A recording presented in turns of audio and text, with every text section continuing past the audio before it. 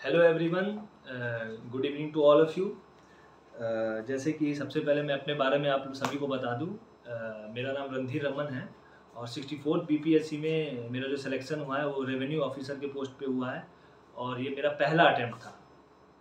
मेरा जो optional paper था वो लेबर एंड सोशल वेलफेयर था और आज उसी ऑप्शनल पे हम आपसे जो है वो बात करने आए हैं कि इस ऑप्शनल में जो है क्या क्या स्ट्रैटेजी से आगे बढ़ें, मेंस राइटिंग में किन चीज़ों का हमें ध्यान रखना है और एलएसडब्ल्यू में ज़्यादा से ज़्यादा मार्क्स कैसे गेन किया जाए, हमारी राइटिंग जो स्किल है वो कैसी होनी चाहिए, राइटिंग जो जो भी हमें तरीके अपनाने हैं मेंस के टाइम में, और जो भी स्टूडेंट वहाँ पे गलती कर जाते हैं जिनसे उनका मार्क्स कम हो जाता है उसको हमें ठीक करना है और उसी से रिलेटेड हमें आगे बातें करनी। तो फ्रेंड्स, अब हम चलते हैं कि एलएसडब्ल्यू की स्ट्रैटेजी में हमें क्या क्या चीज़ों का ध्यान रखना है, हमें उस पर क्या क्या किन किन चीज़ों पे काम करना है। जैसे कि हमें पता होगा, जो है आपके जो क्वेश्चन पेपर होंगे उसमें टोटल 12 क्वेश्चन होंगे जिसमें हमें 6 को अटैम्प्ट करना होगा। सेक्शन 1 और सेक्शन 2 में आपके क्वेश्चन पेपर को बांटा गया होगा। सेक्शन 1 में 3 और सेक्शन 2 में हमें 3 अटैम्प्ट करना है। तो जो सेक्शन 1 जो पार्ट है एलएसडब्ल्यू का, उसमें आप जैसे देखिएगा उसमें वो पूरा कानून है। उसमें जो लेबर एक्ट हैं before the independence and after the independence, जो भी लेबर लेजिस्लेशन लाए गए हैं उनके, जो भी हमारे पार्लियामेंट के थ्रू जो भी कानून बनाए गए हैं उन चीज़ों के बारे में उसमें हमें पढ़ना है और उसमें मार्क्स आने के चांसेस ज़्यादा होते हैं। जो कानून वाले जो भी क्वेश्चंस होते हैं उनमें हमें हमें अच्छे मार्क्स मिलते हैं। अगर हम टोटल आर्टिकल्स प्रोविजंस को अगर हम आंसर में डालते हैं तो हमें अच्छे से अच्छे मार्क्स मिल सकते हैं। लेकिन हमें अपने आंसर राइटिंग को और अच्छा करना है, थोड़ा यूनिक करना है। उसके लिए हमें कुछ चीज़ों का ध्यान रखना है कि हम आंसर लिखते वक्त क्या क्या चीज़ को हम मेंशन करें। जैसे कि सबसे पहले हम जो क्वेश्चन पूछा गया है, या मैटरनिटी बेनिफिट एक्ट है, मिनिमम वेजेस एक्ट है, फैक्ट्रीज एक्ट है, उसके बारे में तो हमें जो भी प्रोविजंस है, स्कोप है, उसको लिखना ही लिखना है। साथ ही साथ जो उसमें रिसेंट अमेंडमेंट हुए हैं 2-3-4 साल में, जो सबसे रिसेंट अमेंडमेंट्स हैं उससे हमें मेंशन करना है। ये कंपलसरी है।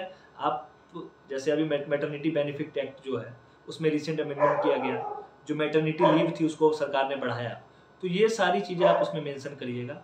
तो आपके जो मार्क्स जो बढ़ने के जो पूरे चांसेस बढ़ जाते हैं।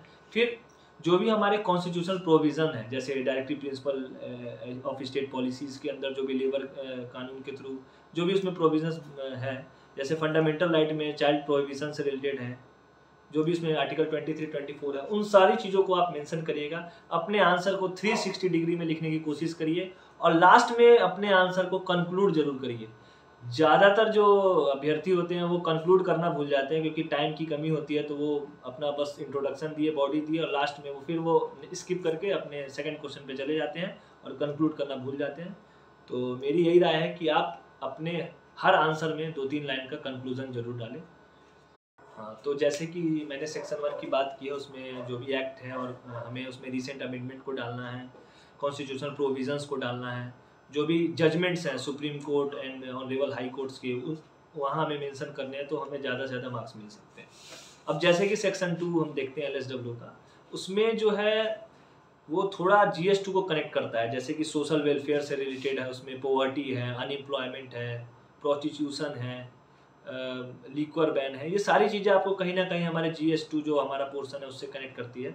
तो इसमें आप डाइवर्स जा सकते हैं, इसमें अपने अप्रोच को आप डाइवर्स तरीके से पूरी तरह से लिख सकते हैं, जैसे कि जीएस2 में लिखते हैं।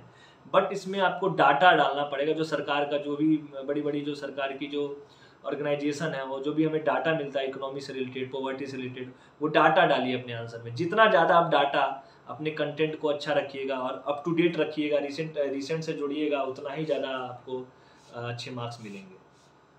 और गवर्नमेंट की जो पॉलिसीज़ है, जो भी भारत सरकार, बिहार सरकार की जो पॉलिसीज़ आ रही है, जैसे अभी हाल ही में मनरेगा के जो भी वेजेस थे उसको बढ़ाया गया ड्यूरिंग कोविड लॉकडाउन। तो ये जो लॉकडाउन के बीच में क्या क्या हुआ, सरकार की जो वेजेस बढ़ाना है, अभी 7th पे कमीशन चल रहा है, डीए बढ़ा, डियरेंस वोलेंस को बढ़ाया गया, तो ये सारी चीज़ों को आप जोड़िए अपने आंसर में, रिसेंट चीज़ों को जोड़िए और अपना आंसर को अच्छे से अच्छा करिए। फ्रेंड्स, अब मैं उस ऑप्शनल को स्टार्ट कैसे करें इस पे मैं बात करने जा रहा हूँ, बिकॉज़ ये सबसे ज़्यादा जो लोगों को दिक्कत आ रही है कि ऑप्शनल स्टार्ट कैसे करें। सेक्शन 1 को पहले पढ़े, सेक्शन 2 वाले पोर्शन को पहले पढ़े, मतलब क्या करें, एकदम कन्फ्यूज़न सा बना रहता है। ये मेरे टाइम में भी मुझे भी था, बहुत कन्फ्यूज़ था मैं, बिकॉज़ मेरा इंजीनियरिंग बैकग्राउंड था, तो एकदम ये मेरे से अलग था ये एलएसडब्ल्यू पढ़ना। बट तो उसके लिए सर आप लोग सबसे पहले अपने, जैसे कि मैंने बताया है कि आप सिलेबस के अच्छे से देख लीजिए, पूरे सिलेबस को पढ़ लीजिए। देन उसके बाद जो मार्केट में बुक्स अवेलेबल हैं, जो जिसको आप थोड़ा डीपली पढ़ना होगा आपको, अच्छे से पढ़िए। जैसे कि बुक्स में मैं बताना चाहूँगा, इंदुबाला पब्लिकेशन की जो बुक आती है LSW के लिए, वो आप पढ़ सकते हैं। फिर पारसनाथ सर और पंकज तिवारी सर की आती है, उसमें से कोई एक आप बुक्स प्रीफर कर सकते हैं। और जो सोशल वेलफेयर जो पार्ट है, जो सेक्शन 2 का जो पार्ट है सोशल वेलफेयर, उसमें आप राम आहूजा सर की बुक्स को प्रीफर कर सकते हैं। और साथ ही साथ इसमें आप इंटरनेशनल लेबर ऑर्गेनाइजेशन के जो रिकमेंडेशन एंड कन्वेंशन है आते हैं, जिसको इंडिया फॉलो कर रहा है, जिसको इंडिया अपने लेबर कानून में लगा रहा है, सारे रिकमेंडेशन और कन्वेंशन हमें नहीं पढ़ने, जो कि भारत सरकार के द्वारा यूज़ किया गया है रिकमेंडेशन ILO का, उसी को हमें फॉलो करना है, उसी को थोड़ा सा देख लेना है। उसके बाद डाटा, जैसे मैंने बताया कि GS2 टाइप इसमें हमें डाइवर्स लिखना है सोशल वेलफेयर वाले पोर्शन में, तो डाटा ज़्यादा से ज़्यादा लिखिए। जो भी वर्ल्ड लेवल के या इंडिया लेवल के जो ऑर्गेनाइजेशन है, उसके डाटा को हमें लिखना है।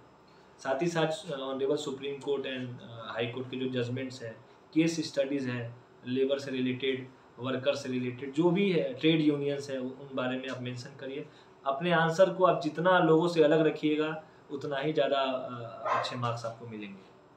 फ्रेंड्स, अब हम बात करने जा रहे हैं कि NCERT का क्या रोल रहता है आंसर राइटिंग में और मेंस राइटिंग में। NCERT का क्या रोल है? देखिए, NCERT जो है, NCERT की सबसे जो अच्छी बात है कि उसमें जो आपका वर्ड कलेक्शन आपकी बहुत बूस्ट होती है, उसमें लेखन शैली आपकी बहुत अच्छी होती है। अगर आप NCERT पढ़ते हैं, अच्छे अच्छे वर्ड कलेक्शन आपके पास हो जाते हैं, जिसको आप मेंस राइटिंग में लिख के आंसर को इन्हांस कर सकते हैं। तो मेरे हिसाब से NCERT आप 8th 9th 10th 11th 12th का पढ़िए, जिससे कि आपकी आंसर राइटिंग, जो कि आप पढ़ रहे होंगे, मेरे हिसाब से आप GS 1-2 के लिए NCERT पढ़ रहे होंगे, तो बस आप जो पढ़ रहे हैं उसको पढ़ते रहिए। और वहाँ पे जहाँ से आपको जो लेबर से जुड़े हुए जो भी आपको चीज़, जो आपको कुछ भी मिले, तो उसको आप किसी ना किसी अपने नोट्स में तैयार कर लीजिए। छोटा नोट्स बनाना है, हमें बड़ा नोट्स नहीं बनाना है। पिछले भी मैंने वीडियो में कहा था कि हमें किसी भी टॉपिक पे बस 1 पेज का नोट्स बनाना है, उसमें बुलेट पॉइंट्स लिखने हैं, जो एग्ज़ाम टाइम में हमें रिवीजन करने में वो सारे पॉइंट्स बहुत इजीली रिवाइज हो जाएं और हमें याद भी बहुत जल्दी आए।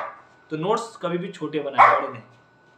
और लास्ट में मैं ये बात कहना चाहूँगा कि सबसे जो इम्पोर्टेंट बात है कि एग्ज़ाम देते वक्त, मेंस एग्ज़ाम देते वक्त हमें किन चीज़ों का ध्यान रखना है। जो LSW ऑप्शनल है, उसको लिखते वक्त हम कैसे मार्क्स को ज़्यादा से ज़्यादा गेन करें, उसके लिए हमें क्या टेक्निक्स अपनाने हैं, ये हमें मेंस राइटिंग वक्त क्या क्या करना है, उन चीज़ों के लिए मैं भी बात करूँगा। तो सबसे पहले तो आप टैगलाइन का बहुत इस्तेमाल करें। जैसे मान लीजिए पॉवर्टी पे कोई क्वेश्चन है, तो मैंने अपने टाइम में ये अपनाया था। पॉवर्टी पे एक क्वेश्चन था सोशल वेलफेयर पोर्शन में, तो उसमें मैंने एक टैगलाइन लिखा जो महात्मा गांधी जी का था, जैसे poverty is the worst form of democracy. ये मैंने कहीं गूगल पे देखा था, तो मैंने टैगलाइन सबसे ऊपर डाला और उसके बाद तब मैंने अपने आंसर्स को लिखना स्टार्ट किया। तो ये टैगलाइन आपके लिए, जो बड़े बड़े जो भी बहुत फेमस पर्सनालिटीज़ है, उनके किसी चीज़ों पे, किसी भी ऑब्जेक्टिव, उनका कोई भी टैगलाइन है, उसको आप अपने आंसर में डालिएगा, तो आपका आंसर इन्हांस होगा। इन चीज़ों का ध्यान रखना है। साथ ही साथ the main thing is the time management, जो कि ज़्यादातर जो विद्यार्थी होते हैं वो टाइम ही मैनेज नहीं कर पाते हैं।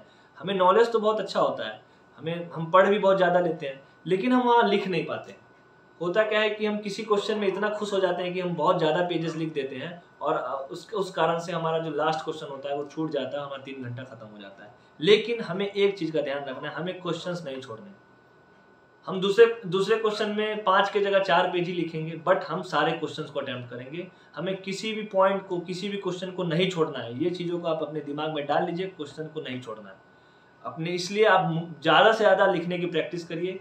आप डेली, आप PT की तैयारी कर रहे हैं, ठीक है, लेकिन डेली 1 घंटा आप किसी भी टॉपिक पे 1 पेज 2 पेज लिखने की कोशिश करिए, जिससे कि आपकी राइटिंग जो है वो थोड़ी फास्ट हो जाए, जो कि मेंस राइटिंग में आपको बहुत फास्ट लिखना होगा। ये तो है, उस टाइम ज़्यादा सोचने का आपको टाइम होता नहीं है। तो मेरी यही राय है कि क्वेश्चन मत छोड़िए, आप कुछ भी लिखिए, आपको जो भी उससे रिलेटेड नॉलेज है आप लिख दीजिए, लेकिन क्वेश्चन मत छोड़िए।